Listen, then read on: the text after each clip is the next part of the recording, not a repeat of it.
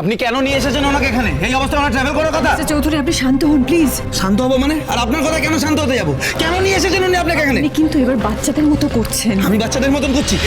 উনি আপনাকে এই অবস্থায় ট্রাভেল করাচ্ছে, আমি বাচ্চাদের মতন কাজ করছি? আদিত্য, বলছি সুদীপা তো এখন ঠিক আছে, আমরা ওকে বাড়ি নিয়ে যাই? অফকোর্স নিয়ে যেতে পারেন, তবে সুদীপা কলেজে আসতে পারে, ও তো খুব স্ট্রং মেয়ে। আর আমি যেটা বলছি বুঝেই বলছি।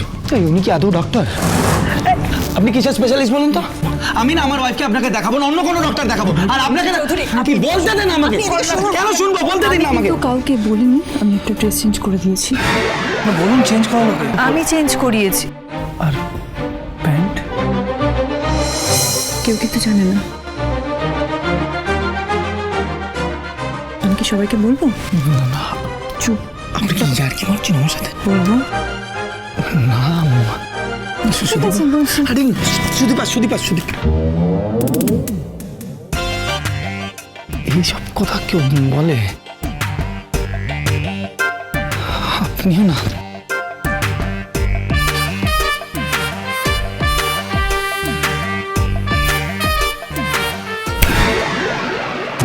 কি বললি রে? কানে কানে গটগট করে হেঁটে বেরিয়ে গেল। না তেমন কিছু না, আমি ওনাকে ভালো করে বোঝালাম। কি এমন বললো সুদীপা যে আদিত্য এরকম শান্ত হয়ে গেল? তোমাদের তাহলে একটা আন্ডারস্ট্যান্ডিং এর জায়গা তৈরি হয়েছে, নিজেদের একটা জায়গা। খালি আমারই কিছু নেই, আমার জীবনে কিছু নেই। আমি কি তোমাকে ভালোবাসতে পারবো অভ্র?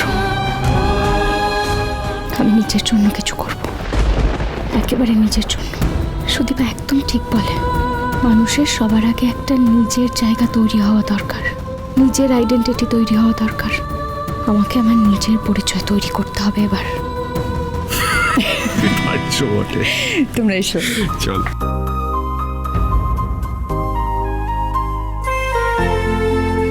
চলো।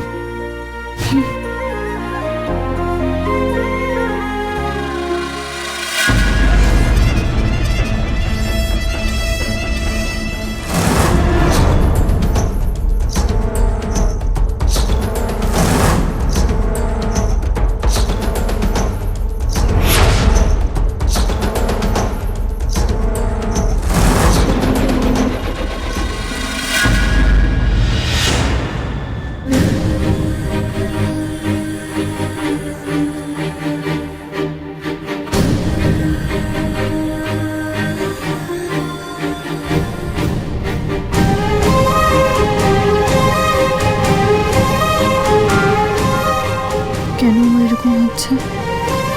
আমার ওইসব কথা কেন মনে পড়ছে?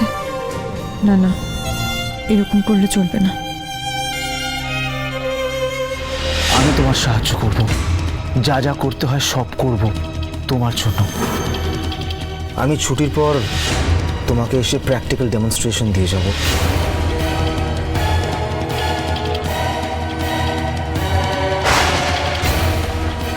জোরে গাড়ি চালালে পুলিশে ধরে, আর পুলিশ যদি জোরে গাড়ি চালায় কি হয়?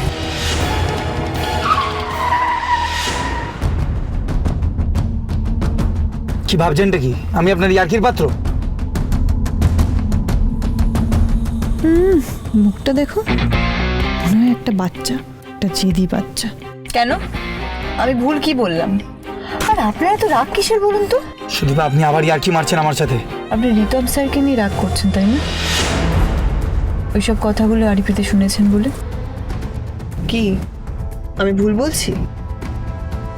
দেখুন আমি মিথ্যে কথা বলি না, কিন্তু আপনার তো এতে কিছু এসে যাওয়ার কথা নয়। কে আমার সাথে মিশলো, কে আমার সাথে কথা বললো, তাতে আপনার কি?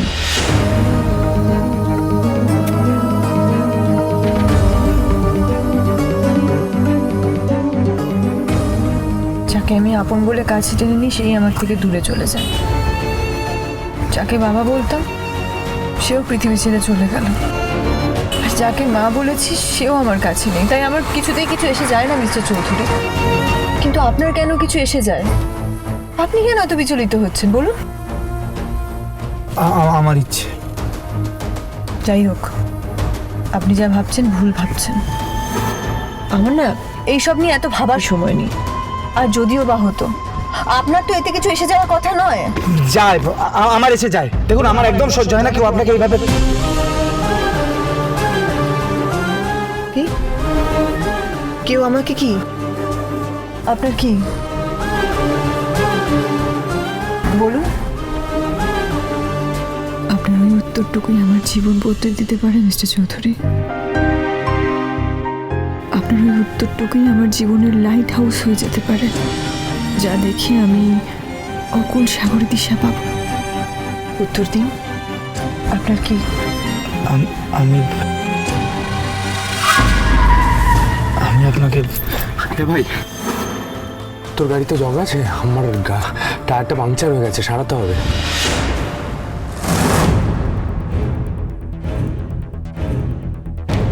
হ্যাঁ আমি ডিকিতে আছি, আমি খুলে দিচ্ছি নিন। মনে হচ্ছে কি যেন হলো না, বুকের মধ্যে যেন ফাঁকা হয়ে রয়ে গেল। ওই তো সুদীপা, তুই এসেছিস? কেমন আছিস? সরি সরি সরি বাবা, আরে কেমন আছিস এখন? আমি এখন ঠিক আছি মা। আরে ডাক্তার কি বললো? সব ঠিক আছে তো? ভয়ের কিছু নেই তো এখন? ভয় যদি কিছু থাকতো তাহলে কি ডাক্তার আমাকে বাড়িতে আসতে বলতো? এই অবিবেচকের মতো কাজটা তুমি কি করে করতে পারো আদিত্য? এত গুরুতর জখম হয়েছে মেয়েটা, তুমি হাসপাতাল থেকে ছাড়িয়ে বাড়িতে নিয়ে এলে আজকে? না বড় মা, আপাতত বাড়িতে বড় মা, রেখে। ওনার কোনো দোষ নেই, আমি নিজেই বাড়িতে আসতে চেয়েছি। ডক্টর সব মেডিসিন দিয়ে দিয়েছে, ডক্টর নিজেই বলেছে আমাকে বাড়িতে গিয়ে রেস্ট করতে, ভয়ের কিছু নেই। একদম ঠিক করেছিস। আরে বাবা, নিজের বাড়িতে ফিরে এসেছিস। আরে নিজের বাড়ি থেকে ভালো কোথাও থাকা যায়? হ্যাঁ, ঠিক করেছিস। অভ্র কোথায়? ও আসেনি? হ্যাঁ বড় মা এসেছে, গাড়ি রেখেই আসছে। আমি আছি বলে তো মনেই হচ্ছে না, কেউ একবার আমার দিকে তাকিয়েও দেখছে না। বাড়িতে তো আমিও ফিরেছি, আর সবাই সবাই সুদীপাকে নিয়েই মেতে আছে। আদিত্য, বাগবাজারের গায়ত্রী চৌধুরী জীবনে কোনোদিন কাউকে সহজে সরি বলেনি, প্রয়োজন হয়নি বলার, কিন্তু আজ বলবে। তোমার বউকে বলে দাও আমি তার কাছে দুঃখিত।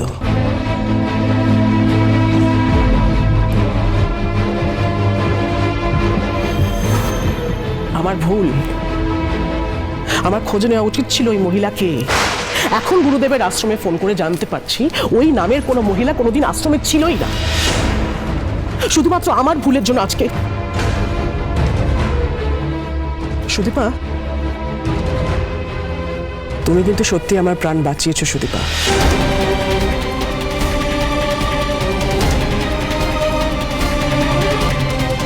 এ ঘরে তোমার প্রাণ যেতে পারতো। আমি দুঃখিত তোমার কাছে।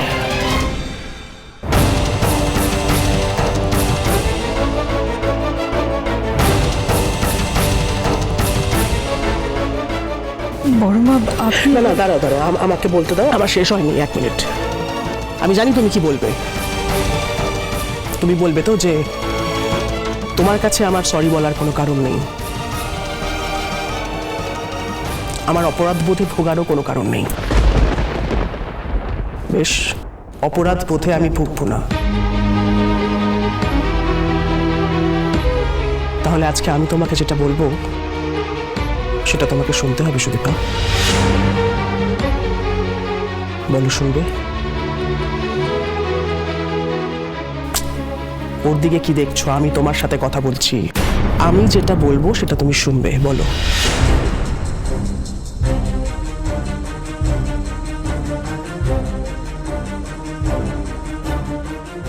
শুনবো। তাহলে আজ থেকে আর আউট হাউসে থাকতে হবে না, ফিরে এসো।